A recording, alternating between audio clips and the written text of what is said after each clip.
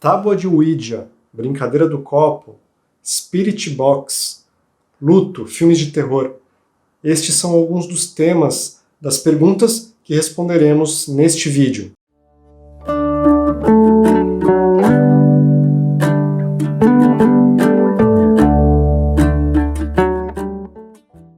Que bom que você está aqui no canal Estrada Sem Fim. Meu nome é Áureo. Este é mais um vídeo em que respondo as perguntas que vocês deixam aí nos comentários. Vídeos que sempre postamos às segundas-feiras e às quintas-feiras temos os vídeos com temas específicos. A primeira pergunta de hoje é do Ricardo Indalécio, lá do Rio de Janeiro. Olá, Áureo, é correto a tristeza e o luto após o desencarne de um ente querido, mesmo com todo o conhecimento e certeza que existe um mundo espiritual e que somos eternos? Ricardo, eu não usaria nem a palavra correto ou incorreto. São simplesmente emoções que nós ainda precisamos respeitar. Não podemos cair nessa atitude vaidosa e achar que estamos imunes a esse tipo de reação. Mesmo tendo a convicção de que o espírito sobrevive à morte, o luto ainda é uma realidade, nós ainda sentimos a perda da pessoa no dia a dia, uma pessoa que amamos muito, e o luto tem que ser vivido, tem que ser sentido. O luto é um processo, não podemos reprimir toda essa emoção porque nos achamos já em condições de não sentir mais nada disso. Isso pode ser até perigoso, pode trazer outras consequências psicológicas. É claro que temos condições com o nosso conhecimento espiritual de não nos desesperarmos, de adotarmos uma postura mais tranquila, de orarmos pelo desencarnado, de entendermos que o reencontro é inevitável, mas chorar é uma reação esperada e natural, é uma emoção que está extravasando, não tem problema algum, Ricardo. Isso irá mudar conforme a humanidade for evoluindo, for avançando em conhecimentos, maturidade espiritual. Isso realmente vai ser diferente. Em humanidades mais avançadas, a relação que existe com a morte é muito diferente. Até que mesmo na Terra, outras culturas já se encaram esse fenômeno com muito mais naturalidade. Mas temos que respeitar sempre o estágio evolutivo em que nos encontramos e vivenciá-lo. A outra pergunta de uma pessoa que se identifica com LFC. Existe algum relato no mundo espiritual de alguém que se encontrou com Deus, não com o Deus onipresente, mas em forma de entidade, com um espírito divino como Jesus? Olha, encontro com Deus, realmente nem os espíritos muito evoluídos, até eles ainda não sabem definir Deus. Então, encontro com Deus, não tenho notícias de alguém que tenha atingido. Provavelmente isso é para seres com um grau evolutivo que a gente não consegue nem conceber. E o que é Deus? A gente nem sabe também. A gente consegue compreender Deus como uma inteligência suprema, fonte primária de todas as coisas do universo. Mas um encontro direto é mais difícil. Se bem que ele está aqui em toda parte, nós estamos imersos em Deus, como dizem muitas tradições espirituais. Agora, encontro com um ser divino como Jesus, isso já temos relatos, inclusive da ministra veneranda, lá da colônia de Nosso Lar, está no livro Nosso Lar, de Chico Xavier, que ela era o único habitante ali da colônia que já tinha tido contato direto com Jesus, nas esferas resplandecentes. Então esse contato é possível, mas também para espíritos que já conseguem sustentar a sua ida a esferas espirituais muito avançadas, onde habitam esses seres que não têm nem mais corpo astral, que já se manifestam em corpo mental, em dimensões espirituais muito mais sensíveis à ação do pensamento, que se materializa imediatamente. Nós não estamos ainda preparados para isso. E a pergunta da Sally Badatsa. Poderia falar sobre a tábua de Ouija? Em 31 de outubro de 2022, 11 jovens foram encontrados desmaiados num colégio da Colômbia, após brincarem com essa tábua que supostamente te coloca em comunicação com os mortos. Realmente, no último Halloween, 11 jovens com idades entre 13 e 17 anos foram encontrados desmaiados num corredor de um colégio na Colômbia, e eles tinham brincado com essa tábua de Ouija, que é um instrumento com códigos alfanuméricos que te colocaria em comunicação com os desencarnados.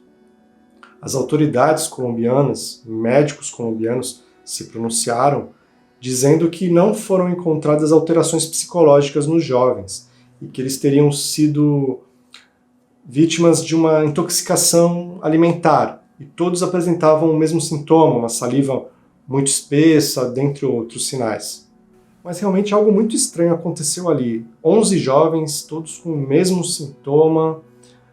Pode ter sido realmente uma intoxicação alimentar, mas pegamos o gancho desse caso para explicar o que é essa tábua de Ouija, que ganhou muita repercussão lá na época onde houve os fenômenos que envolveram as irmãs Fox, em 1848, aquelas irmãs que começaram a ouvir batidas pela casa, lá no vilarejo de Hydesville, no estado de Nova York.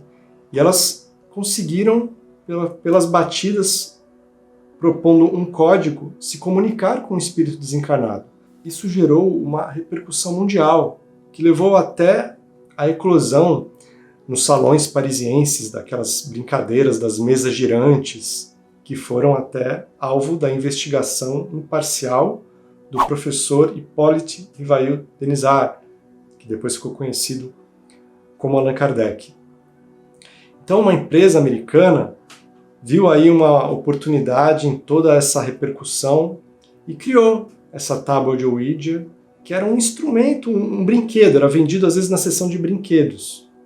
Muitas pessoas não conseguiam comprar e isso deu origem à famosa brincadeira do copo, que era uma forma mais caseira de se tentar atingir os mesmos fins. São atividades que não são aconselháveis, tanto a tábua de Ouija como a brincadeira do copo. Existem técnicas mediúnicas muito mais sofisticadas, sérias, para serem feitas no contexto adequado para se obter uma comunicação com o mundo espiritual. As pessoas, muitas vezes jovens, que se utilizam dessas brincadeiras, muitas vezes são movidos ali naquela ânsia da curiosidade para ver o que vai acontecer, e aí você acaba atraindo seres na mesma vibração, que muitas vezes são espíritos levianos que só querem se divertir. E olha, se ficar só nisso, menos mal, porque você pode também ter contato com seres que vão utilizar esse contexto para jogar, às vezes, informações que vão te deixar perturbado. E eles podem ter, às vezes, até intenções muito sérias e vão pegar esse gancho para colocá-las em prática. Nós não sabemos exatamente o que aconteceu com esses adolescentes colombianos. Pode ser que tenha sido algo puramente orgânico mesmo, mas não podemos descartar que pode ter ocorrido ali uma manipulação energética avassaladora, se aproveitando do ectoplasma daqueles jovens excitados pelo medo, pelo que ia acontecer, emitindo muita quantidade de ectoplasma. Pode ter acontecido alguma coisa a nível energético.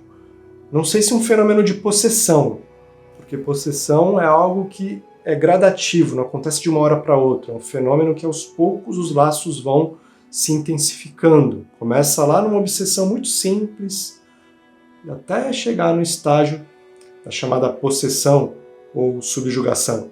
Outra coisa também que precisamos considerar é que poderia ter sido muito pior, se for o caso realmente disso ter acontecido com esses adolescentes, porque com certeza havia ali também uma proteção espiritual.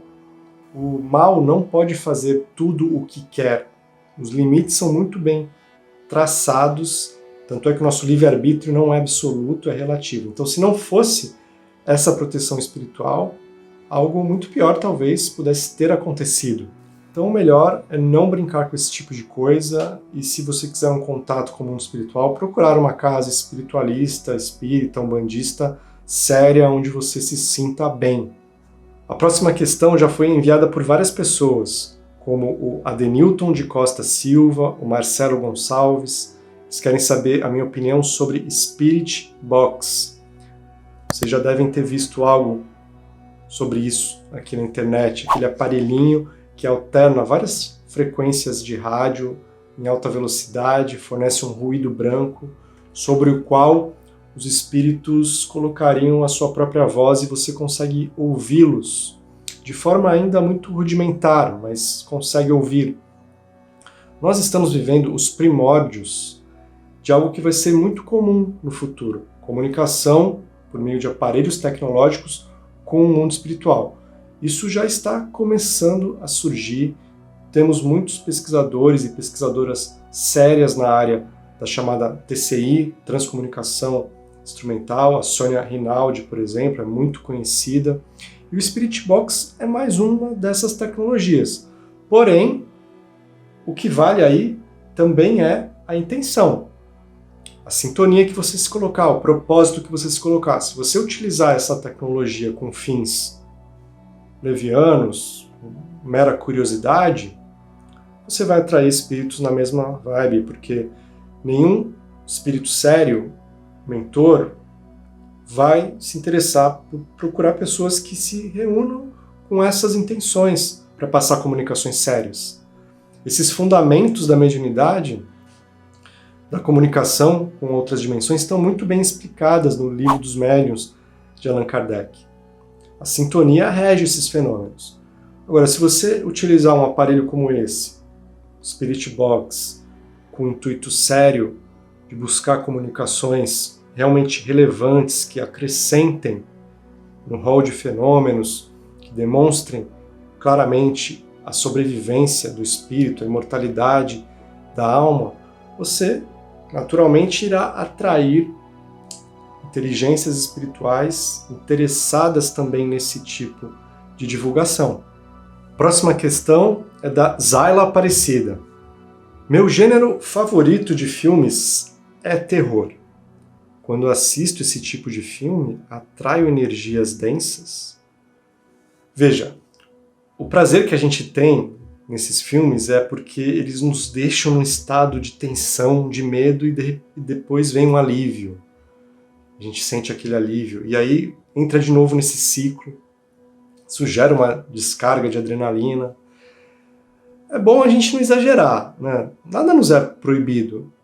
Eu não gosto tanto de filme de terror, eu gosto mais de suspense. Adoro suspense. Se bem que tem uma série que eu vi até o final, acho que é uma das minhas séries favoritas até hoje, que é o The Walking Dead, que tem aqueles zumbis terríveis.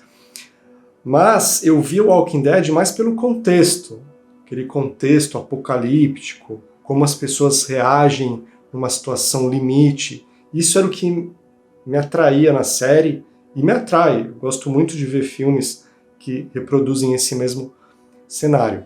Mas mesmo na época que eu maratonava Walking Dead, eu procurava não exagerar e às vezes antes de dormir eu tentava mudar a sintonia. Se eu tivesse visto alguns episódios antes de dormir, então eu caprichava mais na oração, lia alguma coisa espiritual antes de dormir, justamente para mudar a vibração. Então a gente pode sim ver esses filmes, se divertir, mas presta atenção em como eles te deixam, de repente não exagerar tanto, ou ver outros conteúdos, alternar. Acho que o caminho é esse, mas cada um vai construir o seu de forma que se sinta bem. O Fabiano Alves fala sobre um filme de terror que ele gosta muito, que é o Invocação do Mal, que é baseado em fatos reais. Gostaria de saber se isso é verdade, se é possível, porque havia muitas manifestações físicas, espirituais naquele local. De onde sai essa energia?